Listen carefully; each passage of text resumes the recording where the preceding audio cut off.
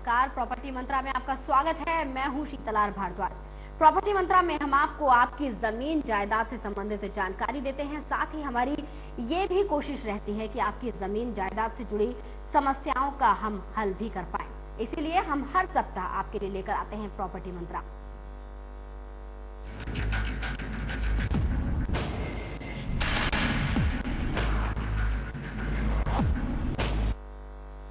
Property मंत्रा से जुड़ने के लिए आप हमें मेल कर सकते हैं या फिर फोन के माध्यम से भी जुड़ सकते हैं हमारे कार्यक्रम से, ताकि हम आपकी आवाज बन सकें और आपकी आवाज शासन प्रशासन के कानों तक पहुंचा पाए। जी हाँ, हमारी कोशिश है कि हम आपकी आवाज बने और आपकी आवाज पुरजोर से उठाएं।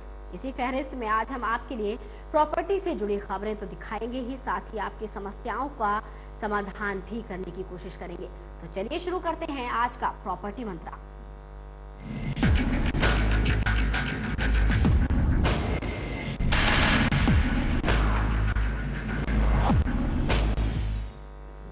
नोएडा अथॉरिटी के बोर्ड निदेशकों ने शहर के इंडस्ट्रियल व रिहायशी एरिया में मिक्स लैंड यूज के प्रस्ताव पर मोहर लगा दी है।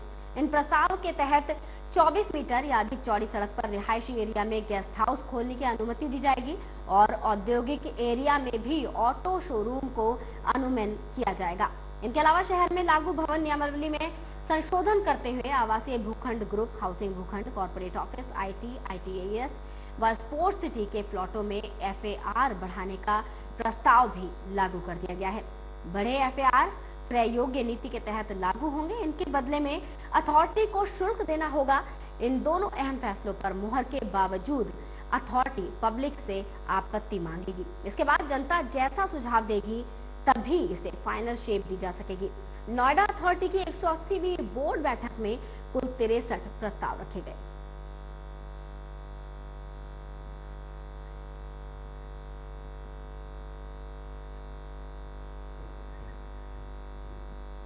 तो नोएडा अथॉरिटी की बोर्ड बैठक में 180वीं बोर्ड बैठक में कुल 63 प्रस्ताव रखे गए। मिक्स लैंड यूज के प्रस्ताव पर मुहर लगा दी गई है। इन प्रस्तावों के तहत 24 मीटर या अधिक चौड़ी सड़क पर रिहायशी एरिया में गेस्ट हाउस खोलने की अनुमति दी जाएगी और औद्योगिक एरिया में भी ऑटो शोरूम को अनुमय किया जाएगा। इसके अलावा शहर में लागू भवन नियमावली में संशोधन करते हुए आवासीय भूखंड, ग्रुप हाउसिंग प्लॉटों में एफएआर बढ़ाने का प्रस्ताव भी लागू किया गया है। और इस खबर पर और जानकारी देने के लिए हमारे वरिष्ठ संवाददाता रविंद्र कुमार गौतम जुड़ गए हैं फोन लाइन पर। रविंद्र, आपसे जानना चाहेंगे इस खबर के बारे में। मिक्स लैंड यूज पर मोहर लगा दी गई है। आपसे आसान शब्दों में जानना चाहेंगे कि क्या क्या नए संशोधन किए गए हैं, क्या क्या नए प्रस्ताव थे जिन पर मोहर लगाई गई है। देखिए शीतल, सबसे पहले तो ये नोएडा के रहने वालों के लिए एक बहुत ही अच्छी खबर मानी जा सकती है, क्योंकि ये बात काफी लंबे समय से चल रही थी कि नोएडा के जो पूरा जो एरिया है उसमें जो लैंड यूज का जो प्रस्ताव है वो काफी दिनों से पेंडिंग पड़ा हुआ था और इस पर लगातार चर्चाएं हो रही थी। लेकिन ये जो बीते दिन जो बैठक हुई, जो बोर्ड की जो बैठक हुई, उसमें 63 प्रस्ताव रखे गए थे, जिसमें से लैंड यूज का प्रस्ताव सबसे अहम माना जा रहा है, क्योंकि इसमें इस प्रस्ताव के तहत 24 मीटर या इससे अधिक चौड़ी सड़क पर रिहायशी एरिया में गेस्ट हाउस खोलने की अनुमति दी जाएगी। औद्योगिक एरिया में ऑटो शोरूम खोलने की अनुमति दी जा सकती है। इसके अलावा जो भवन का जो एक गाइडलाइन होती है कि अगर आप कोई निर्माण करते हैं, चाहे वो आवासीय भूखंड हो, चाहे वो ग्रुप हाउसिंग का फ्लैट हो, ग्रुप हाउसिंग का प्लॉट हो या कॉर्पोरेट ऑफिस हो, तो उसको लेकर के नई गाइडलाइन जारी की गई है, जिसमें हाइट भी एक मुख्य बिंदु रहा है इस पूरी बातचीत में। तो कुल मिलाकर के कहा जा सकता है कि आने वाला समय नोएडा के लिए बेहद अच्छा हो सकता है। बिल्कुल, यानी काफी बदलाव देखने को मिल सकता है अगर ये मोहर लग चुकी है। लेकिन रविंद्र, आपसे जानना चाहेंगे कि इस पर अभी भी आपत्ति मांगी जाएगी। आपसे जानना चाहेंगे क्या क्या आपत्तियां अभी हो सकती हैं इन प्रस्तावों पर। देखिए, एक तो एफएआर बढ़ाने का जो प्रस्ताव है वो उस पर एक चीज हो सकती है, क्योंकि उसको बढ़ाने का जो प्रस्ताव है वो लागू कर दिया गया है।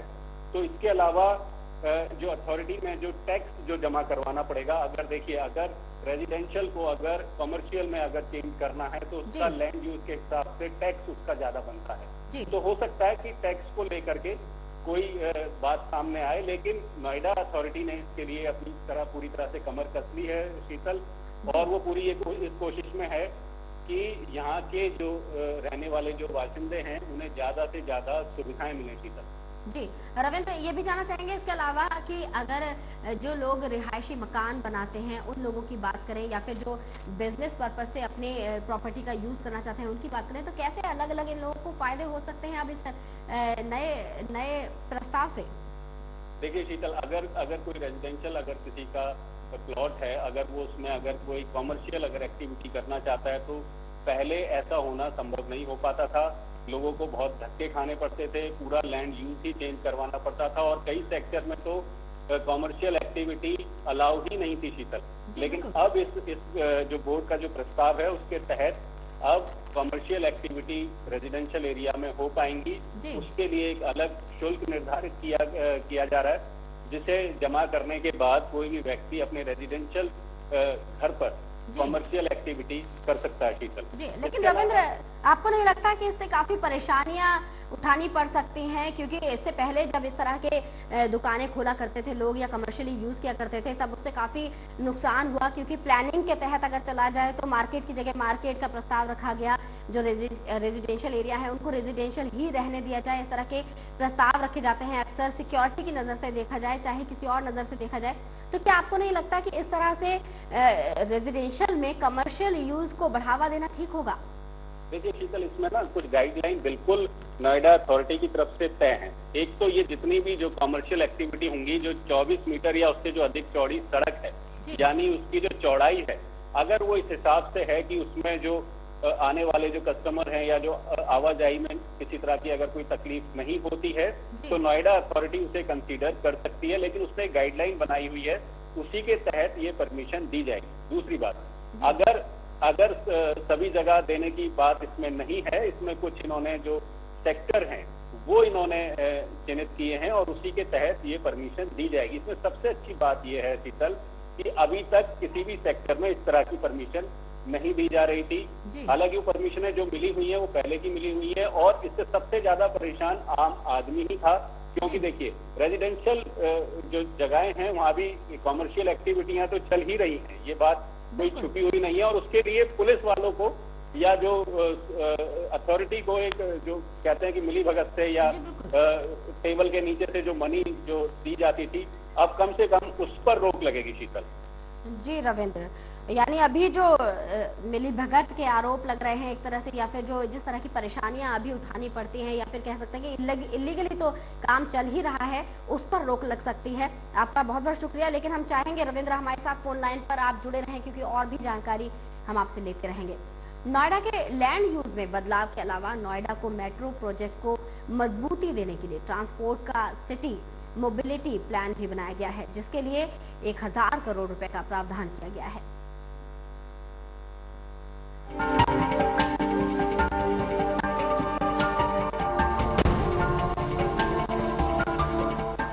तेजी से विकसित होते नोएडा को ग्रेटर नोएडा अथॉरिटी की ओर से एक और सौगात मिलने जा रही है। ग्रेटर नोएडा को दिल्ली से जोड़ने के लिए मेट्रो को मजबूती मिलने जा रही है, जिसके बाद एनसीआर में लोगों को मोबिलिटी की सुविधा मिलेगी।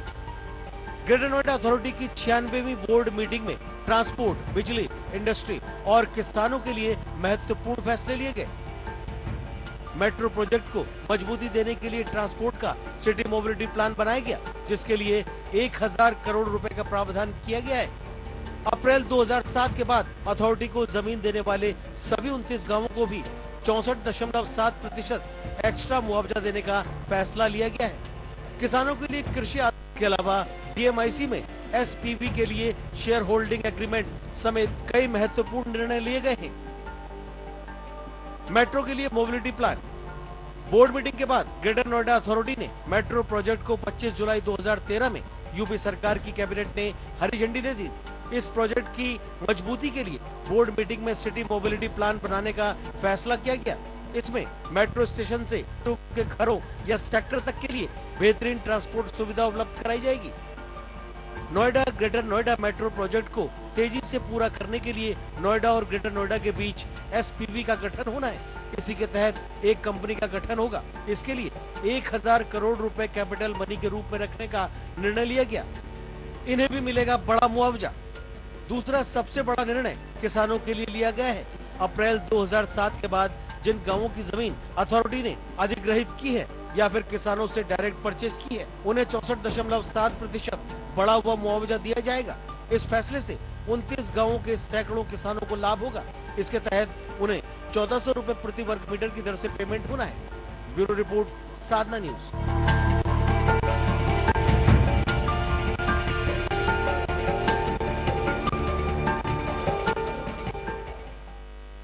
कार्यक्रम में फिलहाल समय हो चला है एक ब्रेक का। ब्रेक के बाद भी साधना न्यूज पर जारी रहेगा प्रॉपर्टी मंत्रा।